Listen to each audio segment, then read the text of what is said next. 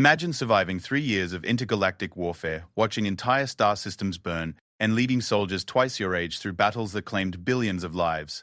Now imagine being told that your greatest challenge isn't behind you.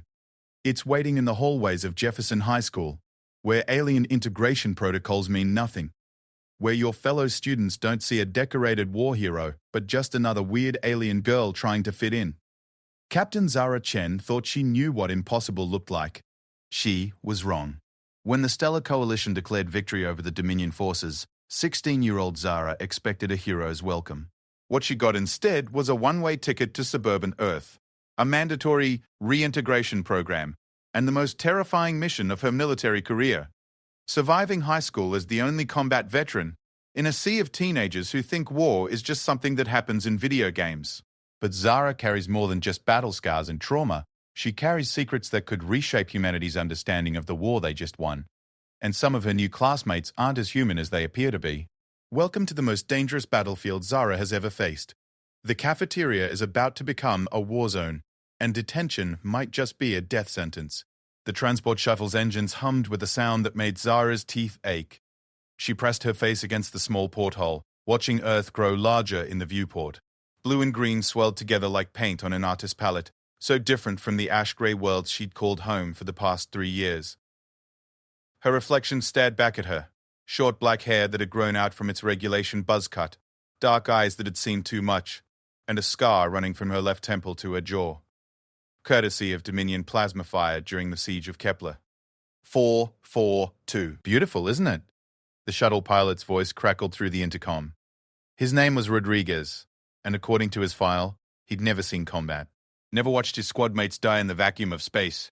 Never held the line while evacuation ships fled burning colonies. Your first time seeing the homeworld? Yes, sir. Zara's voice came out flat, emotionless. 3 years of military conditioning didn't disappear overnight. It's very blue. Wait until you see the cities. Nothing like the frontier colonies, that's for sure. You're gonna love it here, Captain Chen. Real food, real gravity, real people who haven't been shooting at each other for the better part of a decade. Captain, the rank still felt strange. At 16, Zara was the youngest person ever promoted to captain in the Stellar Coalition Defense Force. The youngest person to receive the Solar Cross for valor. The youngest person to single-handedly prevent the complete annihilation of the Tau Ceti system. And now, apparently, she was also going to be the youngest person to attend Jefferson High School in suburban Denver, Colorado. The irony wasn't lost on her. ETA 15 minutes to Denver Spaceport, Rodriguez announced. Your guardian will be meeting you at Gate 7. Sarah Mitchell, right? Says here she's your aunt. Great aunt, Zara corrected, though she'd never actually met the woman. Sarah Mitchell was her father's aunt, a retired teacher who'd volunteered to take in Earth's newest war orphan. The Coalition's reintegration protocol required all underage veterans to be placed with civilian families to help them readjust to normal life. Normal. As if anything about Zara's life could ever be normal again. The shuttle began its descent through Earth's atmosphere, and Zara felt her stomach lurch, not from the turbulence, but from the memories. The last time she'd been in an atmospheric entry, half her squad had been dead in the seats beside her, and Dominion fighters had been trying to shoot them down. She closed her eyes and counted to 10 in Terran Standard, then to 20 in Altarian, then to 30 in the clicking language of the Zephyrian refugees she'd helped evacuate from the Outer Rim. It didn't help. You okay back there, Captain? Rodriguez's voice held genuine concern now. Fine, sir. Just tired. It wasn't entirely a lie. Zara hadn't slept properly in months. Every time she closed her eyes, she saw them. Lieutenant Torres bleeding out in her arms during the Battle of Wolf 359. Sergeant Kim, vaporized by a Dominion death ray, while covering their retreat from the mining station at Ross 128. Commander Blake, who taught her everything she knew about tactical warfare, and who died believing in a war that Zara now knew had been built on lies. The shuttle touched down with barely a bump, and Zara gathered her few belongings, a standard-issue duffel bag containing 3 changes of clothes, her dress uniform, a data pad with her service records, and a small metal box she kept locked and hidden at the bottom of the bag. The box contained the only thing that mattered anymore, proof that the war had been a lie from the very beginning. Denver Spaceport was overwhelming in its normalcy. Civilians wandered around in bright colors, talking and laughing, as if the galaxy wasn't still burning at its edges. Children ran between their parents' legs, squealing with delight at the sight of incoming shuttles. Vendors sold food that smelled like heaven compared to 3 years of military rations. Everything was so peaceful. It made Zara's skin crawl. Zara, Zara Chin. A woman's voice called out, and Zara turned to see a tall, grey-haired woman approaching, with a smile that looked both nervous and genuinely warm. I'm Sarah Mitchell. Welcome home, honey. Home. The word felt foreign in Zara's mouth. Home had been a military transport ship for so long that she'd forgotten what civilian homes even looked like, but she forced a smile and extended her hand for a formal military handshake. Sarah ignored the offered hand and pulled Zara into a hug instead. None of that formal stuff, sweetie. You're family now. The hug lasted exactly 3.2 seconds, Zara counted, before her military training kicked in and she stepped back. Sarah's face fell slightly, but she recovered quickly. The car's in the parking garage. I hope you don't mind, but I've enrolled you at Jefferson High School. Classes start Monday, which gives us the weekend to get you settled in and maybe do some shopping for school supplies. Sarah chatted as they walked, her voice filling the awkward silence that Zara couldn't seem to break. I know it must be strange going from the military to high school, but the integration counselors say it's important for you to have experiences with kids your own age. Kids your own age. Zara almost laughed. She'd been commanding soldiers twice her age since she was 14. She'd made life-and-death decisions that affected entire star systems. She'd seen things that would give adult Marines nightmares for the rest of their lives. But sure, she needed to hang out with teenagers who worried about homework and dating. The car ride to Sarah's house took them through downtown Denver, then into the suburbs. Zara watched the scenery change from tall buildings to neat rows of houses with actual grass lawns and trees that hadn't been genetically modified to survive in artificial atmospheres. It was like something out of the historical vids they'd shown in basic training, back when she still believed she was fighting to protect places like this. Here we are, Sarah announced, pulling into the driveway of a 2-story house with blue shutters and flowers blooming in window boxes. I know it's not much compared to a starship, but it's perfect. The words slipped out before Zara could stop them, and she realized they were true. The house looked exactly like the kind of place she used to dream about during the long, cold nights aboard the transport ships. Normal. Safe. Home. Sarah beamed. Come on, let me show you your room. Zara's room was on the 2nd floor, with a window that looked out over the backyard. There was a bed with an actual mattress, a desk, a bookshelf filled with what Sarah explained were young adult novels, and posters on the walls showing movie stars and musicians that Zara didn't recognize.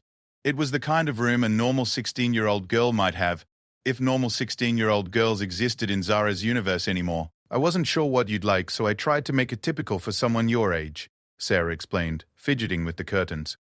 If there's anything you want to change, it's fine. Zara set her duffel bag on the bed and looked around the room again. Thank you. Dinner's at 6, Sarah said. Nothing fancy, just spaghetti and meatballs. I thought we could talk about school, maybe go over your class schedule. After Sarah left, Zara sat on the edge of the bed and stared at her reflection in the mirror across the room. The girl looking back at her seemed like a stranger. Too young to have seen what she'd seen, too old to pretend she hadn't.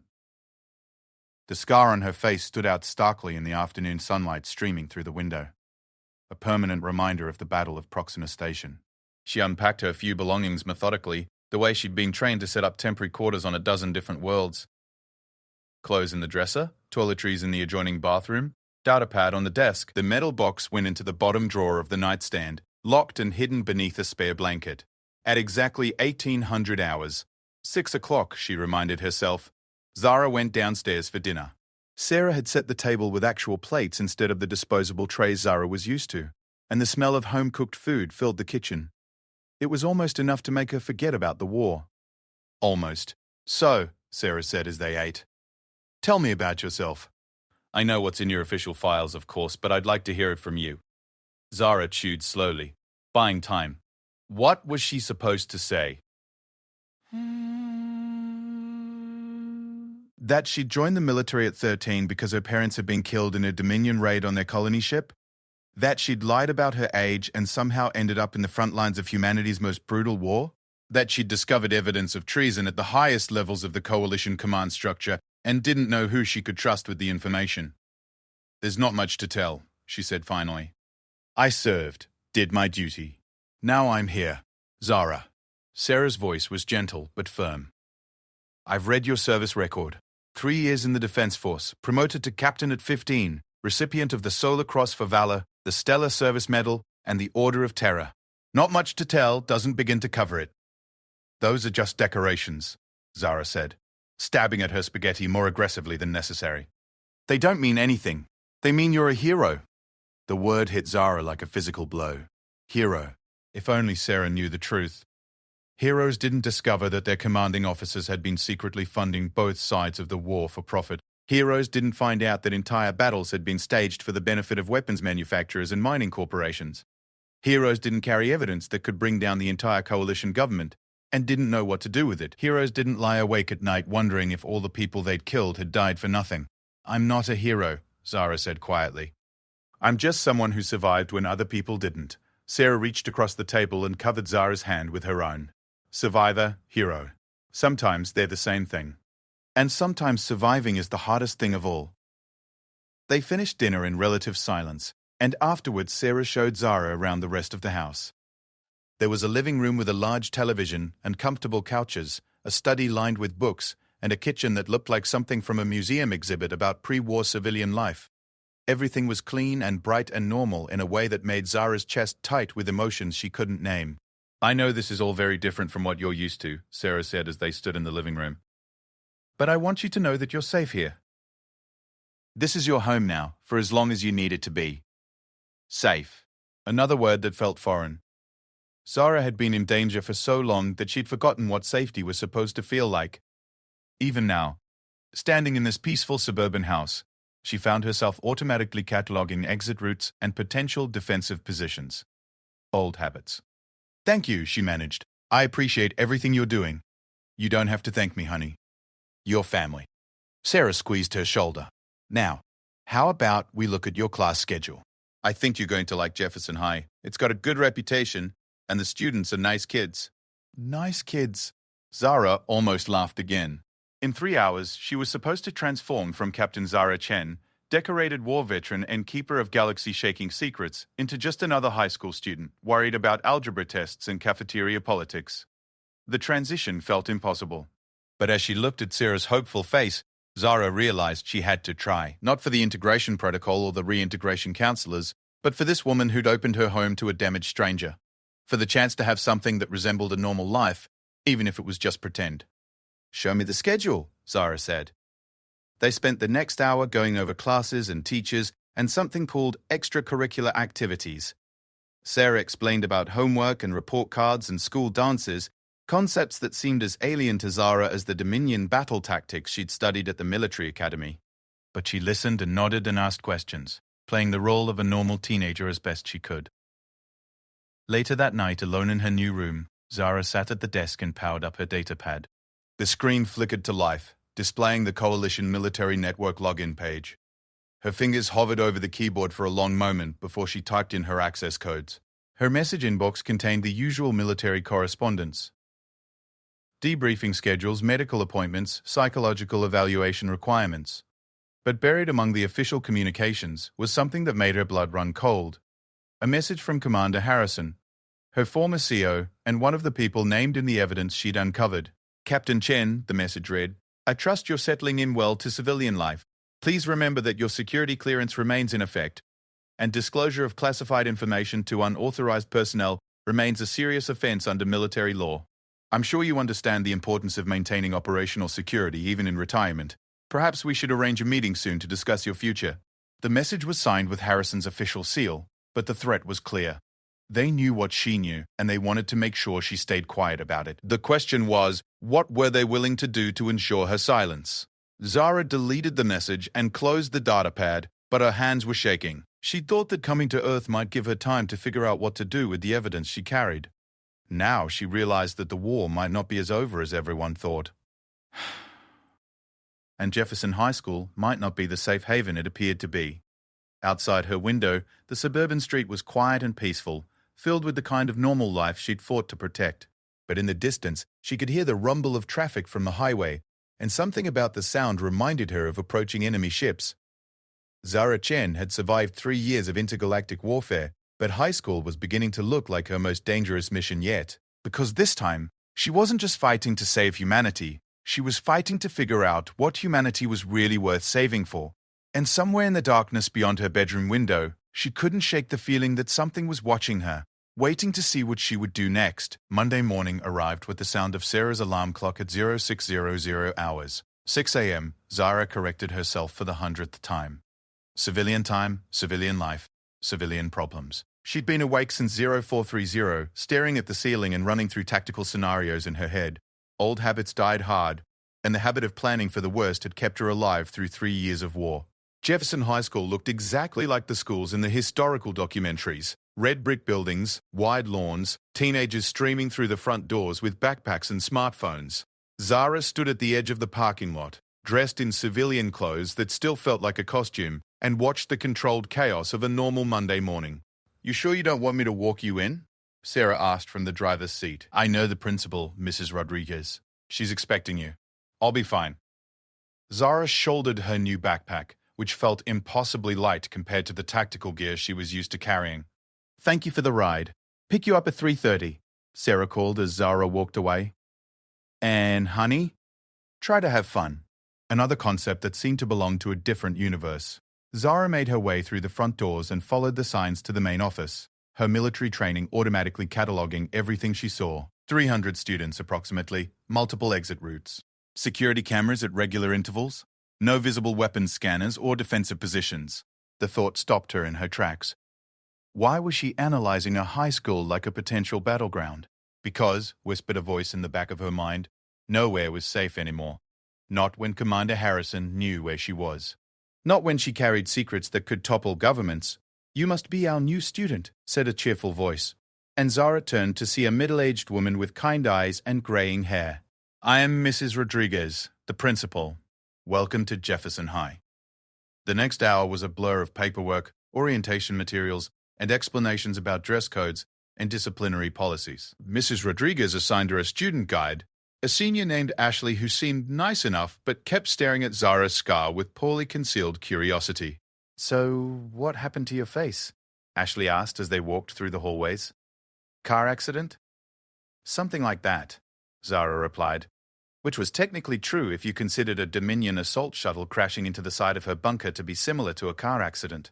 Her first class was advanced chemistry with Mr. Peterson, a balding man in his 50s who welcomed her with a smile and pointed her to an empty seat in the third row. Zara sat down and pulled out a notebook, then froze as she realized the student sitting next to her was staring at her with an intensity that made her combat instincts scream. The boy looked normal enough, brown hair, average height, wearing a Jefferson High hoodie and jeans. But his eyes were wrong. They were too alert, too calculating, and when he looked at her, Zara felt like she was being scanned rather than observed. More importantly, there was something about the way he held himself that reminded her of soldiers trying to look like civilians. "You're the new girl," he said, and his voice had the slightest accent that Zara couldn't place. "I'm Marcus." "Zara."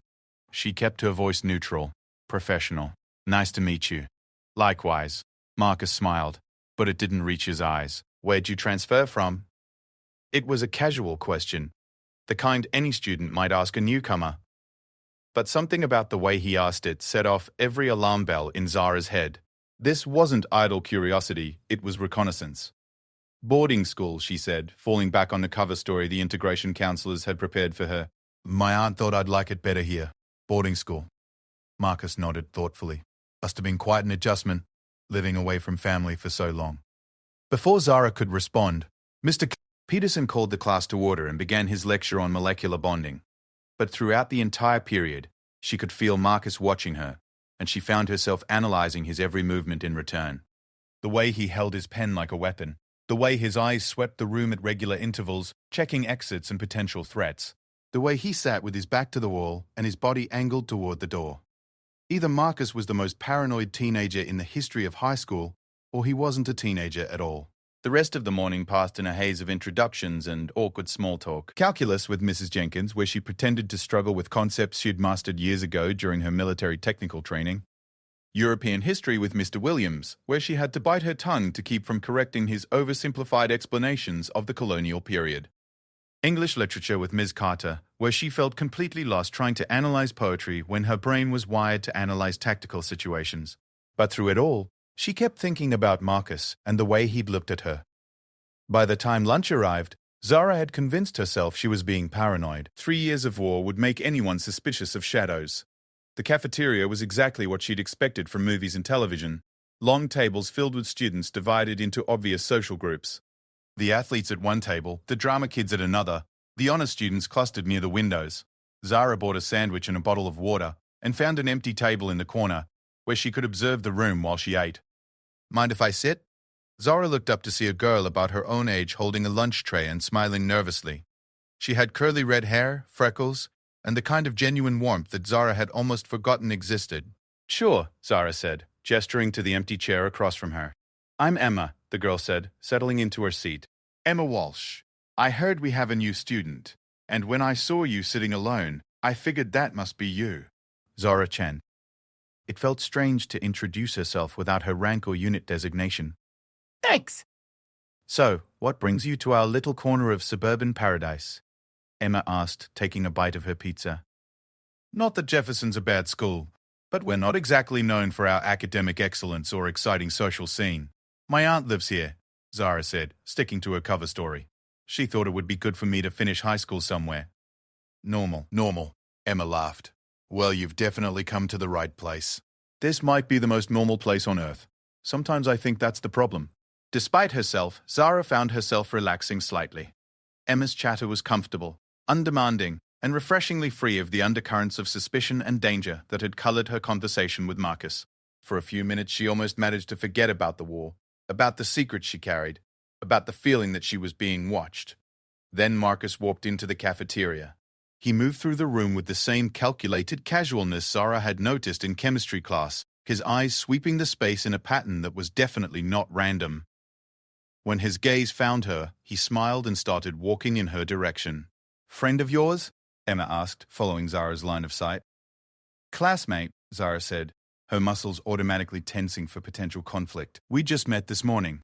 Marcus approached their table with 2 other students, a girl with platinum blonde hair who looked like she'd stepped out of a fashion magazine, and a boy with the kind of perfect smile that politicians spend fortunes trying to achieve.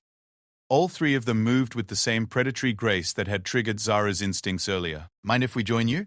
Marcus asked, but he was already pulling out a chair before Zara could answer. "This is Alexis," he said, nodding to the blonde girl, "and Jason. We're part of the Jefferson High Welcoming Committee." "Since when do we have a welcoming committee?" Emma asked, but she was smiling, clearly flattered by the attention from what were obviously some of the school's more popular students. "Since we decided the new girl looked interesting," Alexis said, settling into her seat with movements that reminded Zara of a cat preparing to pounce. "So, Zara, tell us about yourself. What's your story?" The questions came rapid fire after that, seemingly casual but clearly coordinated. Where had she lived before? What did her parents do? Did she have any siblings? What were her hobbies? Each question felt like a probe designed to map the boundaries of her cover story and find the weak spots. Jera answered carefully, sticking to the script the integration counselors had drilled into her. But with each response, she became more certain that these weren't normal high school students making small talk with the new girl. This was an interrogation conducted by people who knew exactly what they were doing. "Boarding school must have been tough," Jason said, leaning back in his chair with studied casualness. "All that discipline and structure. I bet you're glad to be somewhere more relaxed." "It has its advantages," Zara replied carefully. "I'm sure it does." Marcus smiled, but his eyes remained cold and calculating. "Though I imagine someone with your background might find high school a little boring." There it was, the slip that confirmed Zara's suspicions. Marcus had just revealed that he knew more about her background than any normal teenager should. The question was, how much did he know, and what did he plan to do about it? "I think I can handle it," Zara said, meeting his gaze steadily. "Oh, I'm sure you can handle a lot of things." Alexis leaned forward, her smile predatory. "The question is, what do you want to handle?" Emma was looking confused, clearly sensing the undercurrents in the conversation but not understanding them. "Are you guys talking in code or something? Because I feel like I'm missing half the conversation." "Just getting to know our new classmate," Marcus said smoothly. "Speaking of which, Zara, you should come to the party this Friday. Jason's having people over at his place. It'll be a good chance to meet more students." "I don't really do parties," Zara said. Everyone does parties, Alexis replied. It's part of the high school experience, and we wouldn't want you to miss out on the full experience. The way she said it made it sound less like an invitation and more like a threat. Zara was beginning to understand that this welcoming committee was anything but welcoming. The question was what they really wanted with her. The bell rang, ending lunch period, and students began filing out of the cafeteria toward their afternoon classes. Marcus stood up, followed by Alexis and Jason. Think about Friday, Marcus said, looking down at Zara. I have a feeling it would be educational for you. As they walked away, Emma turned to Zara with wide eyes. Okay, what was that about? Because that was seriously weird, even by Jefferson High standards. I'm not sure. Zara lied. She was becoming increasingly sure that she'd walked into something much more complicated than a simple reintegration program. Just high school politics, I guess. That wasn't politics. That was like watching predators circle their prey. Emma shook her head. Be careful around those three, Zara. I don't know what their deal is, but something about them gives me the creeps. The afternoon passed slowly. American Government with Mr. Thompson, where Zara had to pretend she didn't know more about interplanetary politics than the teacher did. Physical Education with Coach Martinez, where she carefully held back her true capabilities, while other students struggled with exercises that would have been considered light warm-ups in military training. Study Hall, where she sat in the library and tried to look like she was doing homework while actually planning defensive strategies for various scenarios. By the time the final bell rang at 3:30, Zara had confirmed two things. First, Marcus, Alexis, and Jason were definitely not normal high school students. Second, they knew exactly who she was and what she'd been doing before she arrived at Jefferson High. The question was, were they working for Commander Harrison or for someone else entirely? Sarah was waiting in the parking lot just as she'd promised. How was your first day? She asked as Zara climbed into the car. Interesting, Zara said, which was probably the understatement of the century. Make any friends? Zara thought about Emma's genuine warmth and Marcus's calculating smile. Maybe, it's hard to tell. Give it time, honey. High school relationships can be complicated, but they're worth the effort. If only Sarah knew how complicated they were about to become. As they drove home through the peaceful suburban streets, Zara found herself missing the simplicity of war. In combat, at least she'd known who the enemy was. That evening, as she sat at her desk pretending to do homework, Zara powered up her datapad and ran a search on her three new classmates. What she found made her blood run cold. Marcus Stevens, Alexis Chen, and Jason Rodriguez. All three had been enrolled at Jefferson High for less than a month. All three had transfer records from schools that, upon further investigation, didn't actually exist. And all three had been photographed at what appeared to be a coalition intelligence briefing 6 months ago, in a classified image that Zara definitely shouldn't have been able to access with her current security clearance. They weren't students, they were agents. The question was whether they were there to protect her or to eliminate her. Zara closed the datapad and walked to her window, looking out at the quiet neighborhood street. Somewhere out there, forces were moving in a game she didn't fully understand yet, but she was beginning to realize that her war wasn't over. It had just changed battlefields. High school was about to become very interesting indeed. The next morning brought news that made everything clear. Zara arrived at school to find emergency vehicles surrounding the building and students being turned away at the main entrance. According to the rumors spreading through the crowd, there had been a gas leak overnight that required the building to be evacuated and searched for safety. But Zara knew a cover story when she heard one. Someone had searched the school, probably looking for something specific, and she had a sinking feeling she knew what they'd been looking for. More importantly, as she watched from across the street, she saw Marcus, Alexis, and Jason standing together near the emergency command post, talking quietly with what appeared to be federal agents.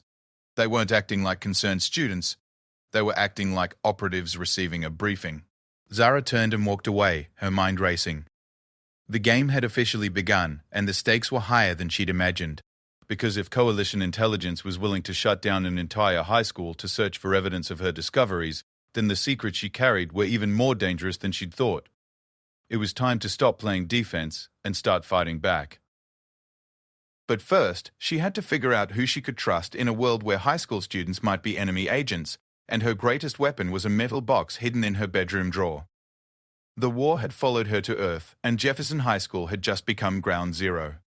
3 days after the gas leak incident, Jefferson High reopened with increased security and several new faces among the teaching staff. Zara recognized the signs of a professional intelligence operation. Too many adults who moved like soldiers. Too many security cameras in places that hadn't had them before. Too many questions about her whereabouts during the supposed emergency. She sat in advanced chemistry, watching Mr. Dio. Peterson explained molecular structures while keeping one eye on Marcus, who had somehow managed to position himself with clear sight lines to all exits. The boy was good, she'd give him that, but had made the mistake of underestimating a decorated war veteran just because she looked like a teenager. Miss Chen, Mr. Hode, Peterson's voice cut through her observations. Perhaps you could help us with this equation. It took her exactly 2.3 seconds to solve it, a skill developed during her military technical training. But she pretended to think for several more seconds before giving an answer that was correct, but not suspiciously fast. Very good, Mr. Kangolier. Peterson nodded. You seem to have a natural aptitude for chemistry. If he only knew that her natural aptitude came from 3 years of learning how to make explosives from common household items during guerrilla warfare training. But Zara just smiled and nodded, playing her role. After class, she was walking toward her locker when Emma appeared at her side, looking nervous and excited. Zara, we need to talk, Emma said quietly. Meet me in the library during lunch.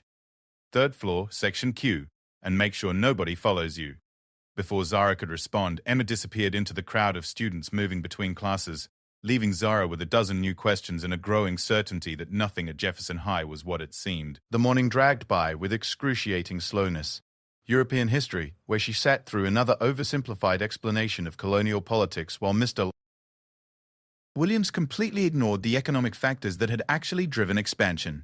Calculus, where she pretended to struggle with derivatives while actually running probability calculations for various escape scenarios. English literature, where Ms. Carter tried to get the class excited about analyzing poetry, while Zara found herself wondering if the janitor who'd been mopping the same spot in the hallway for 10 minutes was really just being thorough.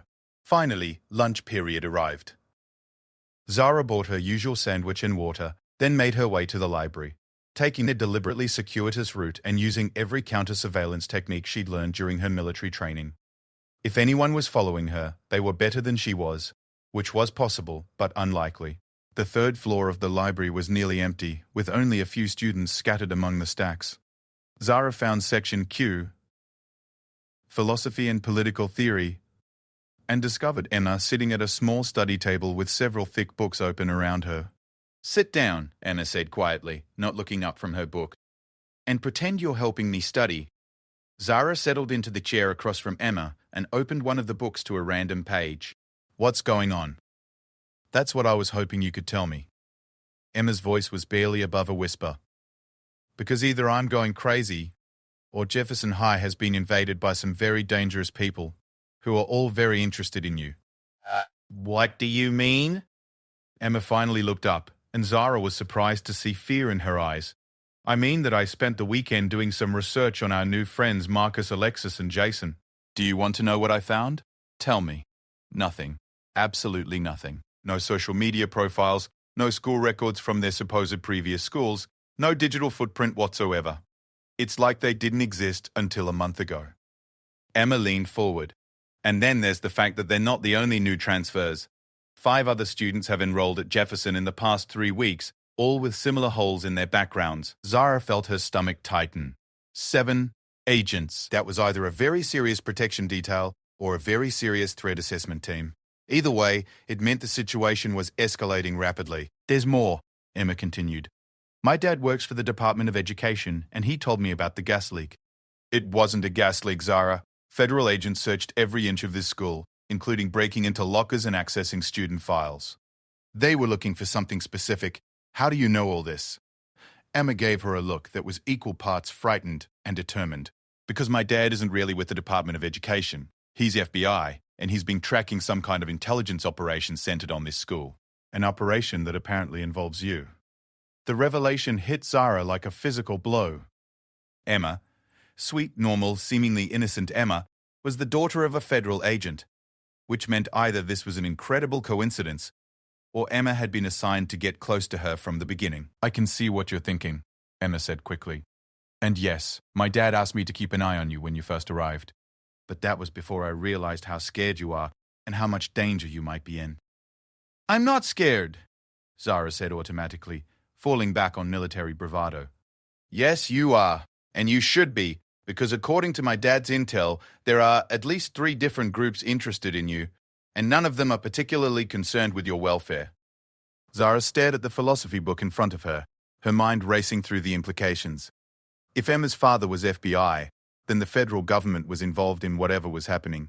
If there were 3 groups interested in her, then the situation was even more complex than she'd realized. And if Emma was telling the truth about wanting to help her, then she might have found her first real ally since arriving on Earth. What do you know about why they're interested in me? Zara asked. Something about classified information and potential security breaches. But my dad thinks you might have stumbled onto something important, and some very powerful people want to make sure it stays hidden.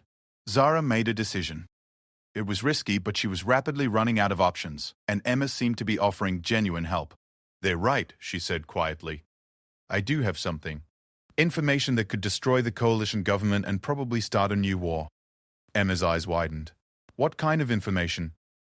Evidence that the Dominion War was artificially prolonged by profiteering on both sides. Proof the coalition commanders were selling weapons and intelligence to the enemy while sending troops to die in battles that served no strategic purpose. Zara's voice was steady, but her hands were shaking slightly as she spoke. Millions of people died for corporate profits, and I have the documentation to prove it. Jesus, Emma breathed. No wonder they want you dead. Dead. That's what my dad thinks. He says that with information like that, you're too dangerous to simply discredit or silence. The only permanent solution is elimination. Zara felt a familiar cold calm settle over her, the same emotional state that had gotten her through 3 years of war. Then, I guess I'd better act first. What are you going to do? What I should have done from the beginning. Stop running and start fighting back.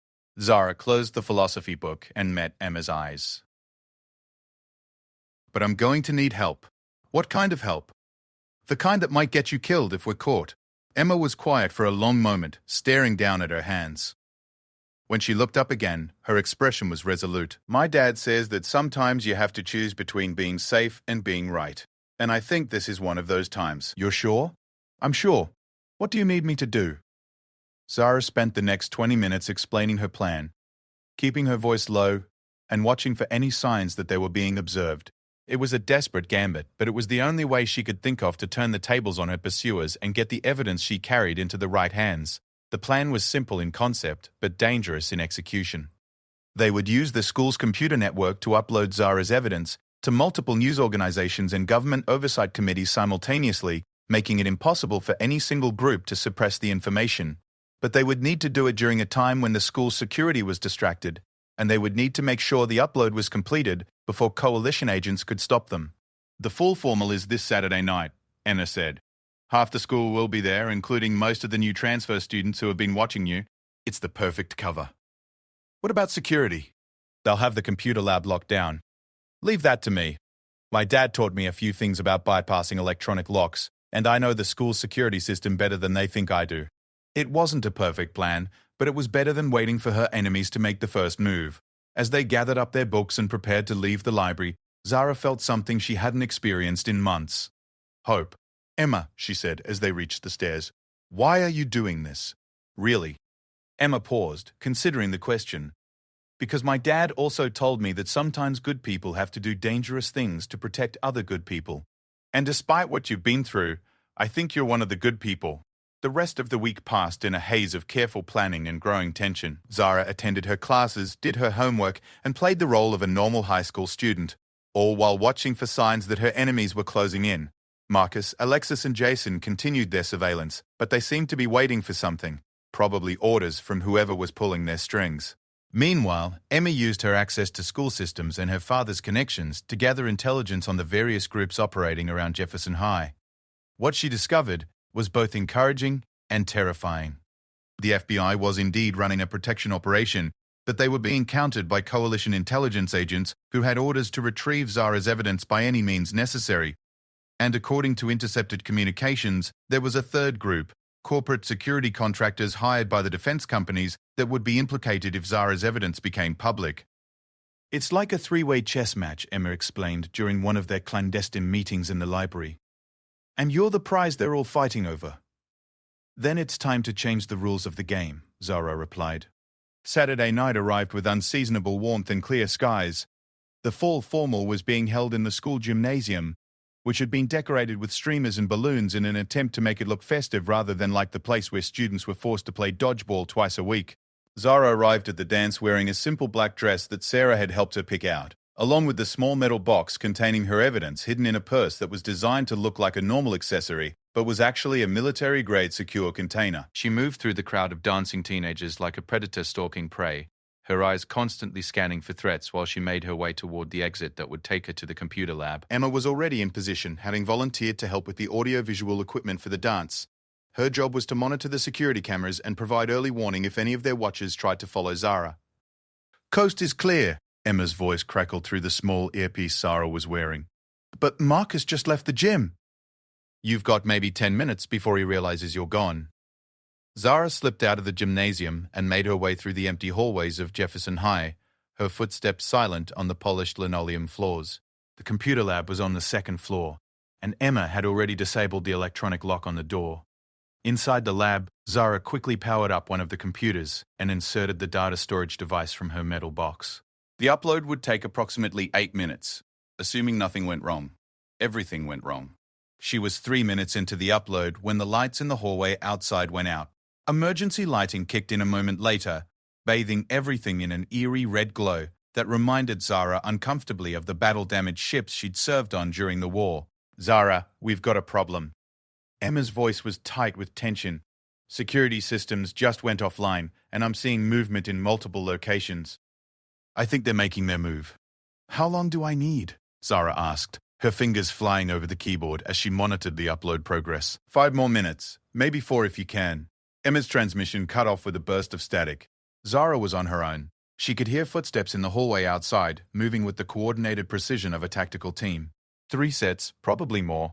Professional soldiers trying to move quietly, but not quite succeeding because they were operating in an environment they hadn't had time to properly reconnoiter. 4 minutes left on the upload. Zara looked around the computer lab, automatically cataloging potential weapons and defensive positions. 30 desktop computers, multiple tables that could be overturned for cover, 1 emergency exit that led to a fire escape, and various office supplies that could be weaponized if necessary. The footsteps stopped outside the door. 3 minutes, 40 seconds. Zara quietly moved away from the computer terminal, keeping low and using the rows of desks for cover. In her purse, she found the combat knife she'd carried through 3 years of war, officially confiscated when she mustered out, unofficially retained because old habits died hard. The door to the computer lab opened slowly, silently. A figure in black tactical gear slipped inside, followed by 2 others. They moved like professionals, communicating through hand signals and covering multiple angles of approach. But they also moved like people who expected to be dealing with a scared teenager, not a decorated combat veteran. Zara let them advance into the room, waiting until they were committed to their approach before she struck. The first attacker never saw her coming. One moment he was scanning the room through night vision goggles. The next moment he was unconscious on the floor with a knife wound in his shoulder that would keep him down but not kill him. The second attacker spun toward the sound of his partner falling, but Zara was already moving. She used a desktop computer as a projectile, hurling it with enough force to knock the man backward into a bank of monitors. Sparks flew as electronic equipment shattered, and the attacker went down in a tangle of cables and broken glass. The third attacker was faster and better trained than his companions. He managed to get his weapon, some kind of advanced stun device, pointed in Zara's general direction before she reached him. But general direction wasn't good enough when facing someone who had been trained by the best military instructors in the galaxy. Zara hit him with a combination of moves she'd learned during close-quarters combat training, disarming him and putting him on the ground in less than 5 seconds. By the time the brief fight was over, all 3 attackers were down, and Zara was breathing hard, but uninjured. 2 minutes, 10 seconds left on the upload. "Zara." Emma's voice suddenly crackled back to life through the earpiece. "Are you okay?" "I lost contact for a few minutes, but I've got eyes on the school again. I'm fine." 3 tangos down in the computer lab. What's your status?" "Someone cut the main communication lines, but I've got backup systems online. Upload is at 90% and I'm showing all clear on external approaches." 1 minute, 30 seconds. Zara checked the computer terminal and felt a surge of satisfaction. The evidence was uploading to 17 different destinations simultaneously. Major news networks, congressional oversight committees, international human rights organizations, and military justice advocates. Even if coalition intelligence managed to suppress some of the recipients, they couldn't suppress them all. Upload complete, she announced, ejecting the data storage device and returning it to her purse. Package delivered. Copy that. Now let's get you out of there before... Emma's warning was cut off by the sound of additional footsteps in the hallway, multiple sets this time moving with military precision. The first team had been a reconnaissance probe. This was the main assault force. Zara looked at the 3 unconscious attackers and made a quick decision. She dragged them behind a row of desks, out of the direct line of sight from the door, then positioned herself near the emergency exit with her knife ready and her mind automatically shifting into combat mode. Let them come. She was Captain Zara Chen, decorated war hero and survivor of battles that had claimed the lives of soldiers twice her age. A few corporate security contractors weren't going to stop her now. The assault team entered the computer lab with textbook precision, 4 operatives in full tactical gear, moving in a coordinated pattern designed to clear the room quickly and efficiently. They were good, but they were also operating on incomplete intelligence. They expected to find a scared teenager hiding behind a desk. Instead, they found a combat veteran who had spent 3 years fighting for her life against some of the most dangerous enemies in the galaxy. The battle was brief but intense. Zara used every dirty trick she'd learned during the war, turning the computer lab into a maze of obstacles and improvised weapons. She used monitor cables as tripwires, keyboard trays as shields, and the room's emergency sprinkler system to reduce visibility and create confusion. By the time security personnel arrived, real security personnel, not more attackers, Zara was standing over 4 unconscious operatives and breathing hard from the exertion of close combat. "Miss Chen?" One of the security guards looked around the destroyed computer lab with obvious bewilderment. "Are you all right?" "I'm fine," Zara said, wiping blood from a small cut on her cheek. "But I think we need to call the FBI." 2 hours later, Zara sat in the Jefferson High principal's office, surrounded by federal agents, local police, and one very worried great-aunt. Emma sat beside her, having been found tied up in the audio-visual closet but otherwise unharmed.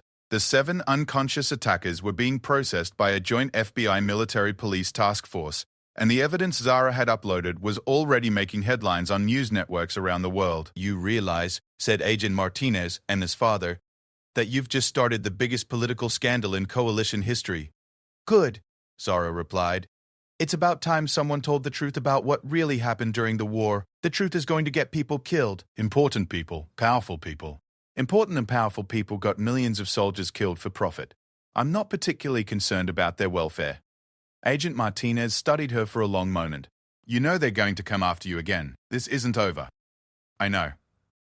Zara looked around the room at the assembled law enforcement officers and government officials. "But now it's not just my fight anymore. The evidence is public, and there are too many people watching for them to simply make me disappear." "What will you do now?" Sarah asked, speaking for the first time since the crisis had begun. Zara thought about it for a moment. 3 hours ago, she had been a frightened war veteran, carrying dangerous secrets and trying to hide in plain sight. Now she was the center of a political firestorm that would probably reshape the galaxy's power structure. "I think," she said finally, "I'm going to finish high school. And then I'm going to college to study journalism, because apparently I'm good at exposing the truth." Emma grinned. "Think Jefferson High is going to be boring now?"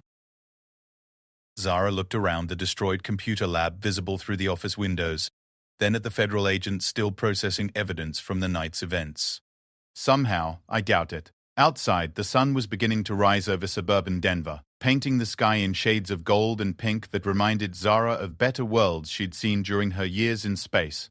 But for the first time since the war ended, she wasn't thinking about the past or worrying about the future. She was thinking about tomorrow's chemistry test and whether Mr. Marfico told her why. Peterson would accept I was busy exposing a galactic conspiracy as an excuse for not finishing her homework.